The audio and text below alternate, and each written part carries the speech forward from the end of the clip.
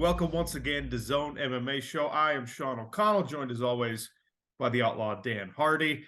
Special guest on the show today, Brendan Loughnane, 2022 PFL Featherweight champion, heading into his second regular season bout in a matter of days in Atlanta, Georgia, and of course chasing a second straight PFL championship. Brendan Loughnane, welcome to DAZN MMA. How are you, my friend?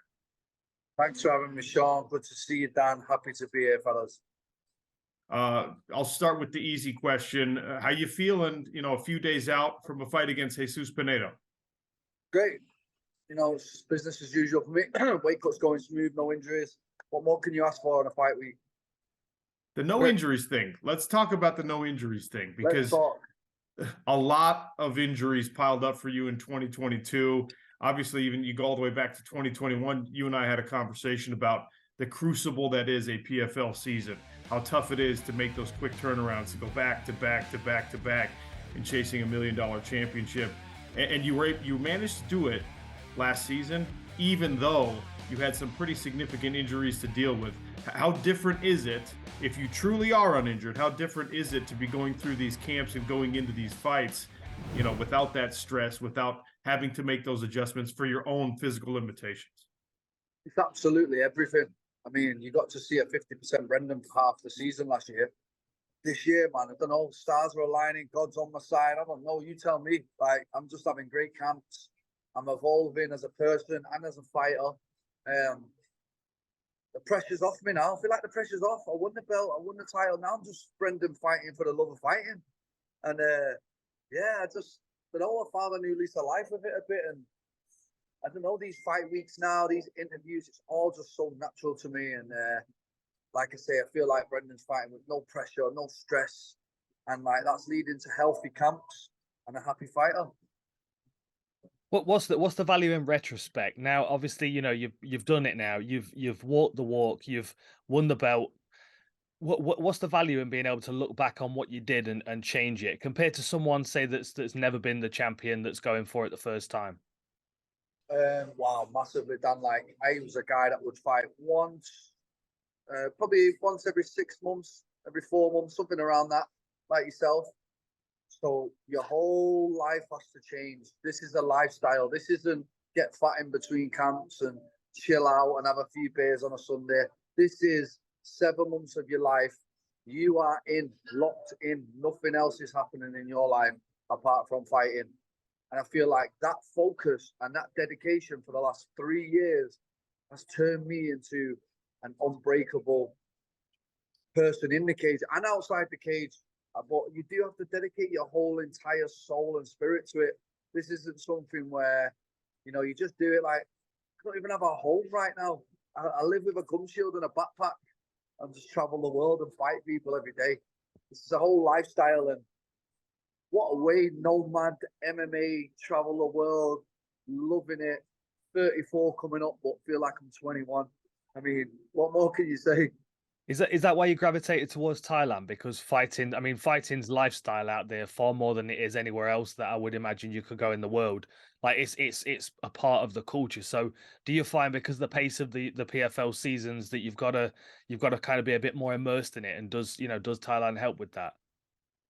Amazing question. Exactly. That's exactly the reason that I go. Because you go to Manchester, you go to Dubai, or any of these places, you might be 1 in 100 people doing it. You go to Soi Thaiad in Thailand, every single person's doing it. Every single person that put that road is designed for.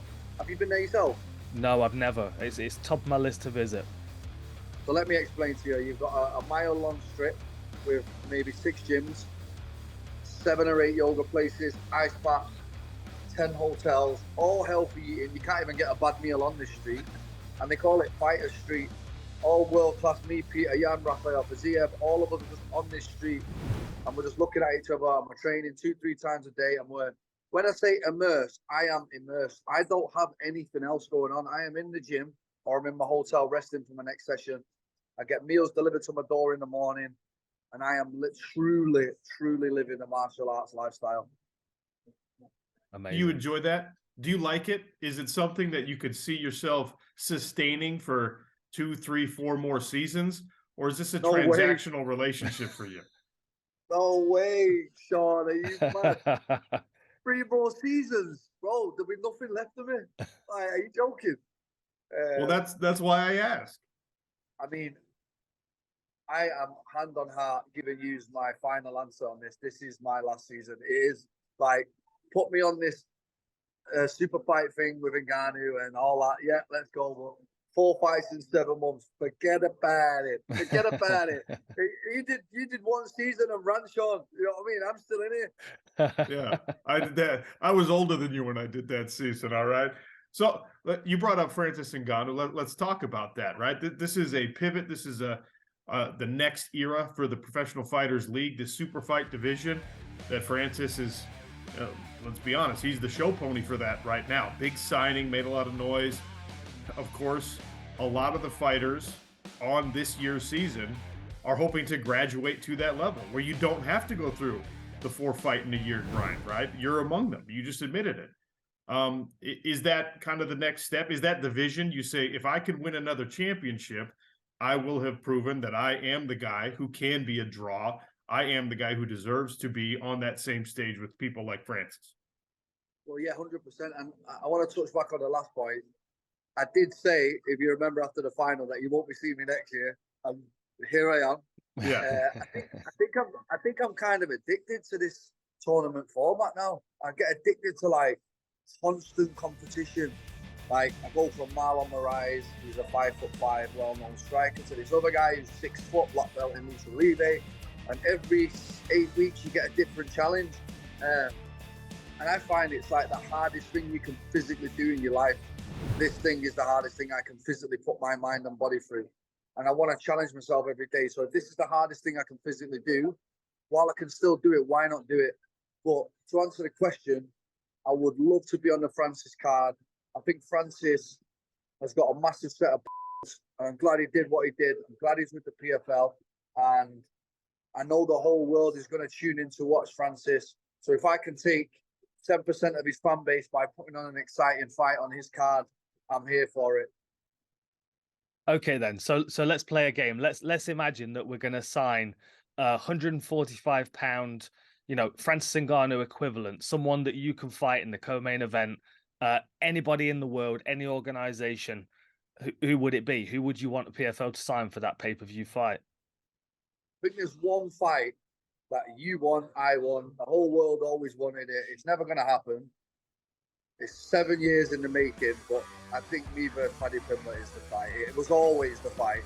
And I think if there was one where I could say that has to be ticked off before it's all said and done, that is the one that everyone wanted to see, just for like the Northwest rivalry, Paddy in the UFC, me in PFL. I'd say that was the one that I always said that would have to get done before I hang it up. You think Paddy Pimblett can make 145 pounds? I would go to 55, 65, 105, whatever you want. Can you imagine yourself? Can you imagine yourself changing weight classes? Could you go up? Would you be a different kind of fighter as a 55er? Do you think now? No, it is, Dan. I've had a good few at 55, but then I fought Pat Healy, who came in at. I fought Pat Healy. Yeah, he beat me, mate. So he came in. I don't know what he came in at, but some guys are just too big at 55. But I mean, I'm running out of options at 45. I'm just doing rematches now, so it's like, where do we go from here, sort of thing. So if 55 is an option, then I don't know, why not? Why not try it? So it's funny when you talk about rematches. I read an article, you did another interview where he's like, man, I don't want to fight these same people anymore. But the perspective changes when it's somebody who beat you the first time, right? I mean, Movlid Khaybulaev, incredible fighter. Still, he's part of that Dagestani lineage, a guy who did beat you the first time out and was not part of the season that you won. Does it feel like there's unfinished business between you and Movlid Khaybulaev? Funnily, he asked that question. I'm looking at him right now. It's like right in front of him.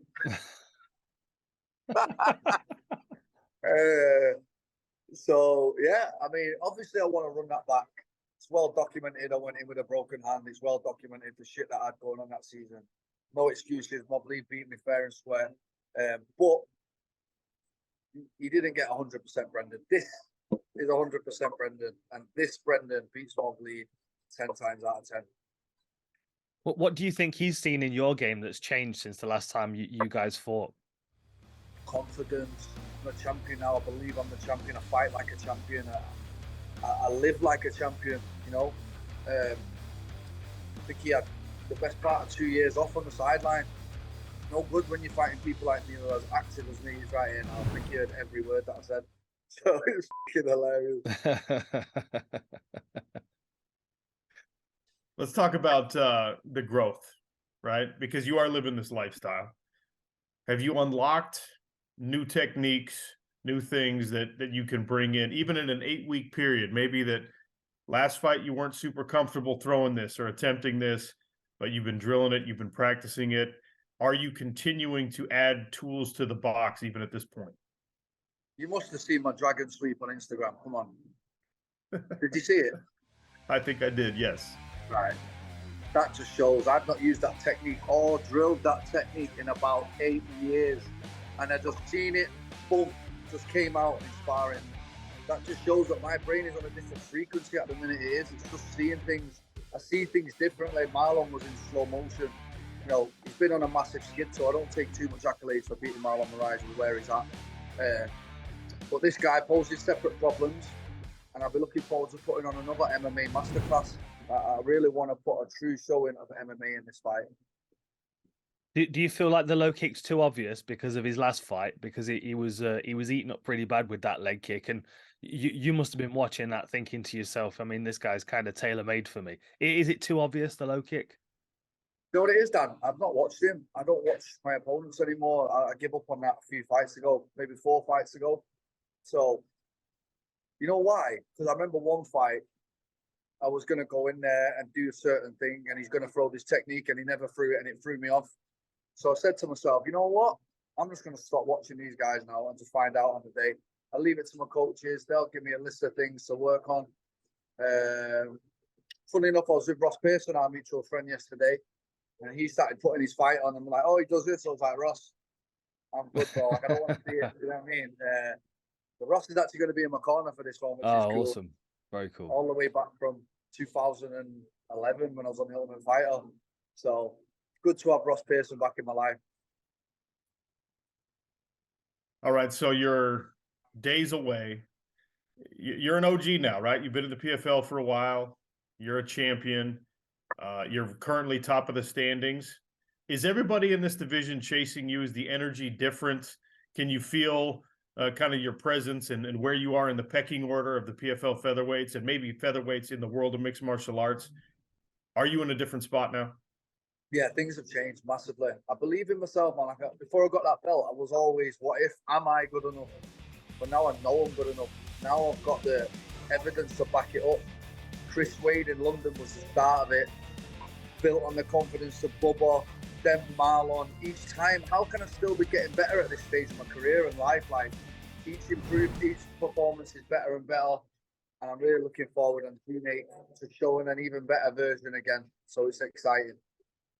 What happened in that week? I've got to ask you, because what was it, about a week you said after the last championships, you were like, no, I'm not doing that again. And then about a week later, you were sitting on the sofa like, well, what else am I going to do? What happened in that week, you know, between winning the championship and deciding you were going to go again? I reckon it was a hangover. I reckon, like, I thought, yeah, I don't want to be a pisshead. So what else am I going to do? I don't know. I just, you know what it is, Dan? Like, while there's still miles in the tank, I don't want to be 50 years old sat in the pub telling everyone I could have done well more. I don't want to be that guy. So that's why now my slogan is till the wheels fall off. And it's literally till the wheels fall off. Like, so, yeah, I mean, 2 belts are better than 1 belt. 2 mils better than 1 mil. You know what I mean? Like, that's just where I'm at right now. And I just feel like I'm levels above these guys. Look at the performances. I'm just taking them to school, some of them. So that's what I plan on doing again. We alluded to the Francis signing earlier in this conversation. You were a big signing when the PFL got you to come over, right? And now I feel like the format has proven itself out. Obviously, the news that Francis made shows that the PFL is willing to pay fighters, is willing to treat fighters differently than they're being treated in any other organization. Do you feel like we're sitting at the top of a cresting wave. Do you feel like people, you're out there training on Fighter Street in Thailand? Is PFL more part of the conversation? Is this an inflection point where the PFL can really start attracting not just heavyweight talent, but some of the best talent in the world to come challenge people like Brendan Loughnane? Yeah, definitely. I've just alluded to this in another interview. Like, PFL picked me up after like one of the worst moments of my life, not just my career. Like, going onto the Contender, beating Bilal Joe the way I did, and then not getting on, having to reroute my whole career. Then they go and sign him, who I beat, and then it was another kick in the and I was like, oh my God. And then PFL came along and was like, no, we like you, like, let's go for it. PFL was relatively unknown. They signed me. I took a risk with them. They took a risk with me. And then now I'm 10 fights in, and I could not have found a better home, could not have found better people to be around. I'm really happy with the way everything's moving in the right direction. Francis is a G for making the decision that he did, because he is, forget what anyone else says, the baddest man on the planet. He decided, no, I'm coming to the PFL. It was a massive move, and he came over. PFL's going from strength to strength, and Brilliant and Dakota and Simeon and all these guys in Europe and girls, and they're making all the right moves in all the right places. And I feel like I got in at the right time. I grew with you guys, and I want to be sat next to you for the rest of my life. I want to be the Michael Bisping. Now I want to be the Dan Hardy. I want to be sat there with you fellas, like, talking about fighting for the rest of my days and be a real part of this operation for as long as it lasts. That'd be awesome. I think you'd be very, very good at the job. The bad news is you're gonna have to watch a few more fights, though. That's the downside. No, yeah, true. So here's a question for you. Like, so say 2024 comes around and you go back to 2 times a year pay-per-view fights, and big names, and tying off your career with those kind of legendary fights. You're going to be bored, surely. You're not going to have enough MMA fights to be going on with. So what else are you going to do? Like, would you box, or would you try a different sport? Maybe get into golf? I'd imagine you're probably already into golf, aren't you? No. Golf, table tennis. Bro, I swear, I'm not joking when I say all I can do is fight. I can't wash dishes. I can't cook. I have no life skills, bro. I just fight. That's it. Put me in a ring and I'm good. Anything else outside of that, that's why I have a team around me who just do it all for me, luckily. But going back to the question, I think, yeah, I'll be bored, but it's a lot of stress, man. 7 months, like, I don't want to live on Fighter Street till I'm 45 years old. Do you know what I mean? I want to have kids. I want to have a family. I want to do other stuff in my life. And you're just not doing it while you're immersed. And I'm immersed, and that's okay. And that's what I want to be. That's where you have to be as a champion, I believe.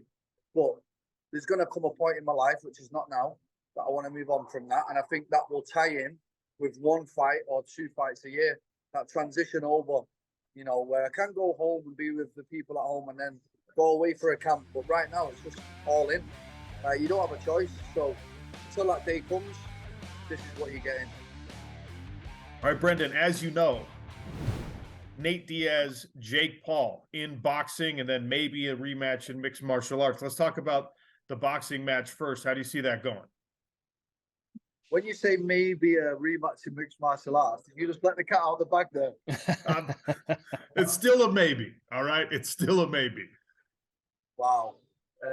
How do I see the boxing match going? Who knows, man? I keep saying these MMA fighters are going to win, but they keep getting knocked out. I don't even know anymore. I said maybe a rematch in mixed martial arts. We don't know who Jake Paul's first MMA opponent's going to be in the PFL, but he is going to fight in our sport of mixed martial arts. How do you think Jake Paul makes that transition? Interesting. Well, the way you transition to boxing is brilliant. This is a whole different ball game, though. I see that he's got Israel around him and Volkanovski, and looks like he's making all the right moves. So who knows? Let's go, Jake. I'm happy for you. Let's come over, lad. Bring some eyes over here for us fellas. Let's do it. PFL guaranteed that Francis Ngannou's opponent will make at least $2 million. Brendan Loughnane versus Francis Ngannou. That's something you're interested in for that kind of money? No, I'll pass on that one, bro. What about? That's one for you, Sean. Yeah. I already asked Francis. I was like, Francis, I want to fight you. He's like, Sean, it can't just be anybody. Oh, thanks a lot, Francis. PFL champion, no? Yeah, well, Sometimes you forget, Sean, who you and are. you know what? Won this. And I can assure you, I am very comfortably in the heavyweight division right now. So I got that part covered at the very least. You know what That's it is, probably Sean? We are part of a niche set of people on planet Earth that have gone through this ringer and come out the other side. Like, I'm telling you now, give this 5 years, this will be the most respected belt in combat sports because of what you have to do to get it. Guess what? To be a 2-time champion, I have to win 8 fights consecutive. Yeah. yeah. You know how hard that is to do in modern day MMA. Look, Insane. I went through a 33 fight career and never won 8 fights in a row. So I do know exactly how hard that is. Like There we go. Very few people can pull it off. That's what Brendan Loughnane is trying to do right now. His next fight coming up against Jesus Pinedo, second half of the PFL regular season in Atlanta on ESPN and, of course, on ESPN Plus. But you won't find Brendan Loughnane fighting on the ESPN Plus undercard. That's a main event spot for everybody's favorite featherweight Brit. Brendan, always great catching up with you. We'll see you in a couple of days. Good luck. Stay healthy. Tomorrow, right? Yeah. I'll be there tomorrow in Atlanta. And Dan Hardy. Somehow we convinced Dan Hardy to come over to do all the shows in Atlanta. He's going to be there not just for your show and then back to England. He's going to stay the whole way. Dan Hardy, 3 weeks in Atlanta. That can only be trouble. Dan Hardy, a committed MMA analyst. I love it. Come on, Dan, get over here, lad. You know, I love it, mate. I'll see you in a few days. Look forward to it. And been great talking See you, to you. fellas.